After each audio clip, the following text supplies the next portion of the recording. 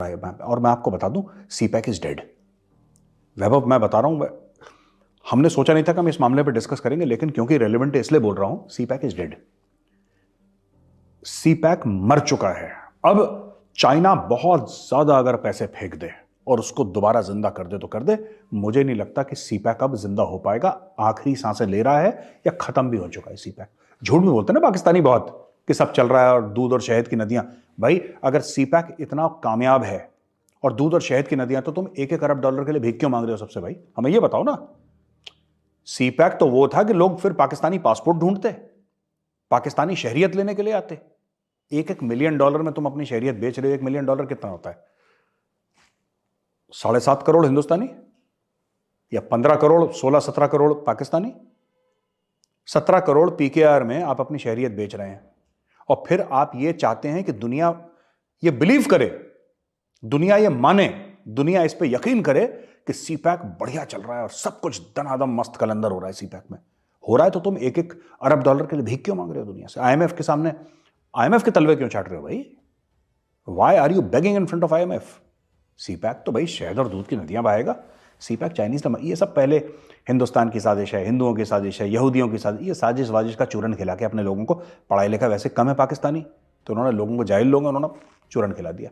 मैं वही कह रहा हूं, देखो बात यह है ना कि जैसा आप कह रहे हो वैभव की, $400 अरब का इन्वेस्टमेंट उन्होंने ईरान में करा है, या सोच रहे हैं, एमओयू साइन करा है, कॉन्ट्रैक्ट अभी बनेंगे तब कुछ होगा।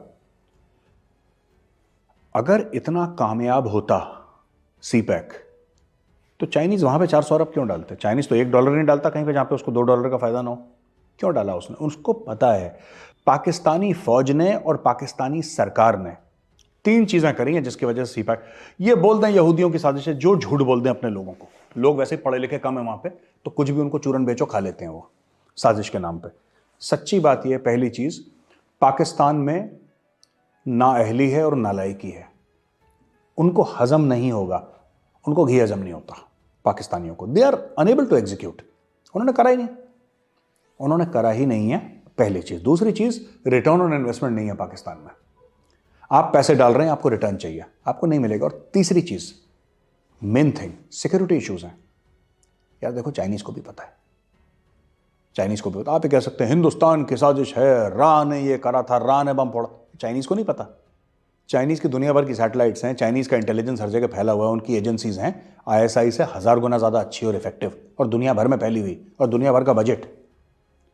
अगर हिंदुस्तान कुछ ऐसा कर रहा होता ना, या चाइनीज इंजीनियर दासू डैम पे मार रहा होता, तो चाइना का चुपचाप से इंडिया को कॉल आ जाता कि बॉस हमारे बंदों को हाथ मत लगाओ, फिर उसके ऊपर बात होती। चाइनीज को भी पता है झूठ बोल रहे हैं ये, चाइनीज को पता है पाकिस्तानी झूठ बोल रहे हैं, वरना इंडिया को बोलता, वो कुछ ना कुछ तो बोलता। बस ये अपने जाहिल जो आवाम है उसको, कि यार देखो तुम्हारी जेब में करोड़ों रुपए होते, वो तो हिंदुस्तान ने साजिश कर दी बस।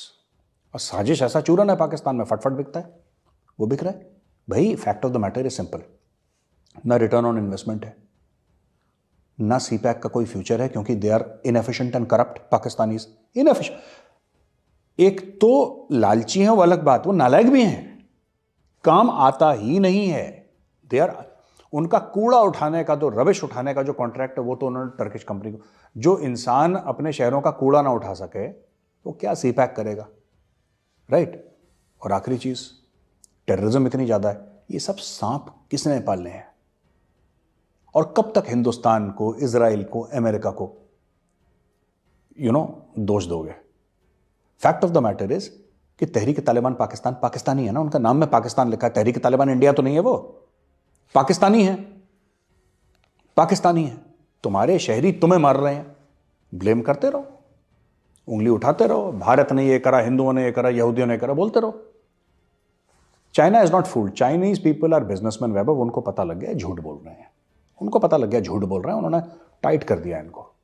इमरान खान बोल रहा है मैं बीजिंग जा रहा हूं, बीजिंग जा रहा हूं, अभी तक वेलकम का मैसेज नहीं आया चाइना से, अभी तक वेलकम का मैसेज नहीं आया। जैसे होता है ना, जब कोई बंदा बोलता है कि, कोई हेड ऑफ स्टेट बोलता है कि भाई I am going to that country, तो वहां से आता है कि you're immediately within 24 48 hours 72 hours वहां से दूसरे मुल्क से अभी तक मैसेज नहीं आया वहां पे। तो दे नॉट वेलकम। क्या करेंगे चीन जाके, क्या करेंगे? शी जिनपिंग के साथ चाय पिएगा, ठीक है, बोलेगा पैसा दे दो। क्या पाकिस्तान चाइना के फायदे की बात कर पाएगा? क्या पाकिस्तान चाइना को फायदा दे सकता है? सिर्फ जमीन दे सकता है अपनी, उसके पास कुछ है नहीं, कोई प्रोडक्ट नहीं है, कोई इंडस्ट्री नहीं है, कोई फाइनेंस नहीं है, कोई टेक्नोलॉजी नहीं है, कुछ भी नहीं है।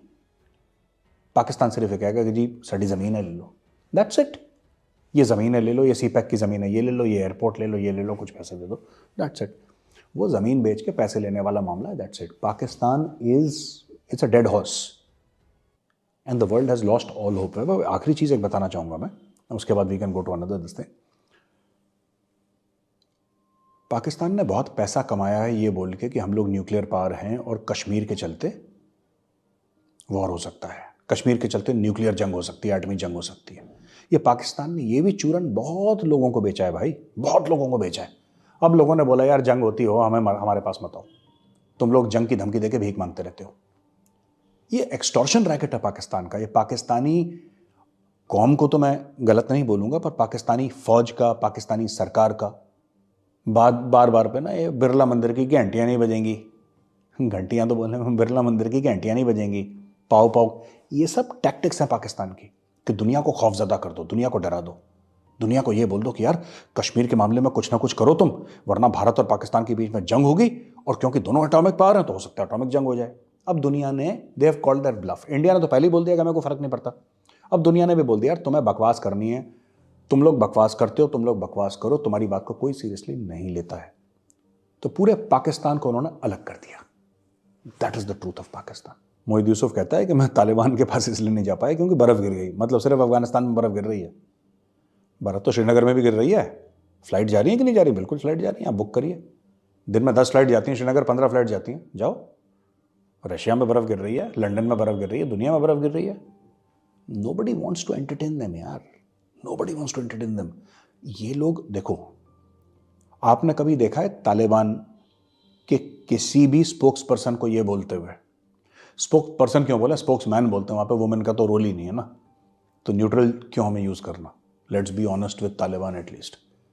Spokesman, he is the spokesman of Taliban. Man ही होगा, वुमेन तो होगा नहीं वहाँ पे। तो स्पोक्समैन तालिबान का कहता है भाई हमने तो कभी आपसे नहीं बोला कि हमें पैसा दे दो, हमें एड दे दो, हमने तो कभी भीख नहीं मांगी। ये खुद ही तालिबान के लिए भीख मांग रहे हैं। मना कर दिया उन्होंने कि आप बीच बीच में हमारे मामले में मत बोला करिए। क्यों बोला? Because Taliban has now come to understand one thing Vaibhav, that the Afghan streets hates Pakistan. जो अफगान स्ट्रीट है ना, जो आम अफगान है, वो बहुत, जिसको पाकिस्तानी कहते हैं ना शदीद नफरत, वो पाकिस्तानी तो शदीद नफरत करता है।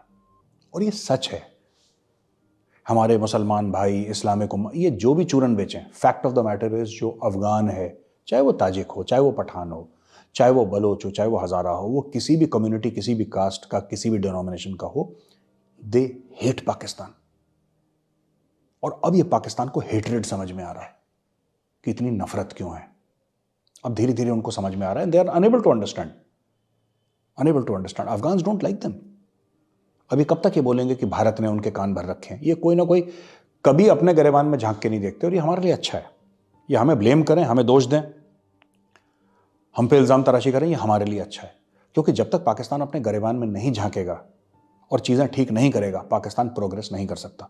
और वही यहूदी और हिंदुओं की साजिश, अगर यही चूरन बेचना है तो इट्स गुड फॉर अस, हमें को फर्क नहीं पड़ता। यार अहमद वकास गुराया जो है, अपनी एक इंडिपेंडेंट राय रखता है वो आदमी, उसके अपना थॉट प्रोसेस है। उसको मारने के लिए आईएसआई ने 1,00,000 पाउंड दिए।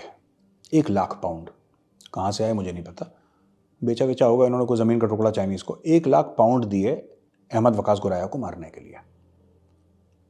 तो उसकी पोल पत्री खुल गई इनकी।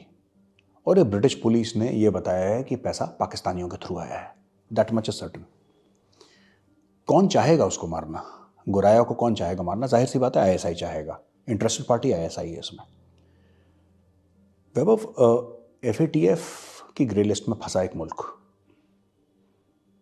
एक ऐसा मुल्क जो एफएटीएफ की ग्रे लिस्ट में फंसा, एक मुल्क जो डॉलर के लिए तरस रहा है, लेकिन अभी भी अपनी हरकतों से बाज नहीं आ रहा। और मुझे ऐसा लगता है कि इंडिया पूरा इस्तेमाल करेगा ये गुराया वाला केस, और इसका भी डॉजियर जो है FATF के पास और यूनाइटेड नेशंस के पास आएगा, क्योंकि जिस चंगुल में पाकिस्तान फंसा है, इसको फंसाने की जरूरत नहीं है। ये जो कहते हैं ना इंडिया ने हमें FATF में फंसाया है, इंडिया ने नहीं फंसाया। कोई किसी मुल्क को नहीं फंसा सकता यार। कोई आपको और मुझे कैसे फंसा देगा जब तक हम बेवकूफ ना हो। ये खुद ऐसी हरकतें करते हैं। पाकिस्तानियों की खुद की हरकतें ऐसी हैं कि फंसते हैं ये। फिर कहते हैं साजिशें कर दी यहूदियों ने, हिंदुओं ने। But fact of the matter is कि साजिश के लिए भी एक दिमाग चाहिए। तुम क्यों नहीं करते भाई साजिश? तुम्हारी नंबर 1 एजेंसी है वर्ल्ड की ISI, जिसको कहते हो नंबर 1 हमारी इंटेलिजेंस एजेंसी, यही कहते हैं पाकिस्तानी। कभी हमें भी तो सुनने को मिले कि जो दुनिया की नंबर 1 एजेंसी है, inter services intelligence of Pakistan, उसने एक साजिश करी। वो क्यों नहीं करता साजिश? वो दुम्बे की तरह बैठा रहता है, हर दूसरे दिन सोकॉल्ड बेवकूफ़ बन जाता है। कोई भी आके ISI को सर पर टीप मार के चला जाता है, थप्पड़ मार के चला जाता है, छेड़ बन जाता है ना। कोई दुनिया भर की छेड़ बनी है ISI को रोज़ परेशान कर रखे। ये कैसी नंबर 1 है भाई? आप ज़रा बोले ISI को, इतनी तनख्वाह वनख्वाह ले रहे हैं लोग, इतना बड़ा स्ट्रक्चर है ना। पकड़े भी जाते हैं ये लोग पकड़े भी जाते हैं, और फिर अपने लोगों को बताने के लिए इसमें हो ना हो इंडिया का हाथ। अब देखो, मैं एक छोटा सा एग्जांपल दूं। मैंने खुद देखा था, मैं उसका एंकर नहीं पता, पाकिस्तानी लेडी एंकर। मैं कह रहा हूँ ना, IQ levels are really low.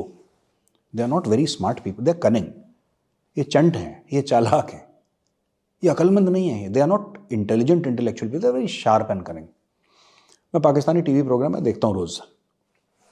Pakistani TV YouTube पे लाइव स्ट्रीमिंग होती है ना, वो कह रही है कि हमारे यहाँ PSL में, PSL ही है उनका, पाकिस्तान सुपर लीग, उसमें बाहर के खिलाड़ी क्यों नहीं आ रहे। ये पाकिस्तानी लेडी एंकर है, स्पोर्ट्स की जो एक्सपर्ट है सो कॉल्ड, क्यों नहीं आ रहे PSL में बाहर। ये भारत की साजिश है। क्यों? भारत क्यों साजिश करेगा? क्योंकि जो वर्ल्ड कप में मैच हुआ था उसमें पाकिस्तान ने भारत की फेंटियां लगाई थी, इसलिए। ये दिमाग है इनका। This is there intellectual depth. क्योंकि हमने भारत के विकेट ले लिए और भारत को एक हमने वनडे मैच हरा दिया, इसलिए भारत ने साजिश करी है। अरे लोग तुम्हारे यहां इसलिए नहीं आ रहे क्योंकि तुम्हारे यहां दहशतगर्द हैं और तुम्हारे पास पैसा नहीं है। पैसा फेंको, तमाशा देखो। कौन चाहिए तुम्हें, बताओ कौन चाहिए, बताओ कौन सा सबसे बड़ा प्लेयर है वर्ल्ड में आज की तारीख में? इंडियन तो जाएगा नहीं, खैर कौन सा बड़ा ऑस्ट्रेलिया का प्लेयर है, उसको बोलो कि ये लो $10 मिलियन, आ जाओ पाकिस्तान। 10 बार आएगा। कोरोना, तहरीक तालिबान पाकिस्तान, कुछ नहीं है, कोई फर्क नहीं पड़ता। पैसा फेंको, पैसा है नहीं, करवा सकते नहीं लीग अपनी। स्पॉन्सर्स आर स्पॉन्सर कह रहे हैं कि इसमें पैसा ही नहीं है, लेकिन क्योंकि एक मैच में पाकिस्तान ने भारत की फेंटियां लगाई थी, इसलिए भारत ने साजिश कर। इनके दिमाग को सलूट है।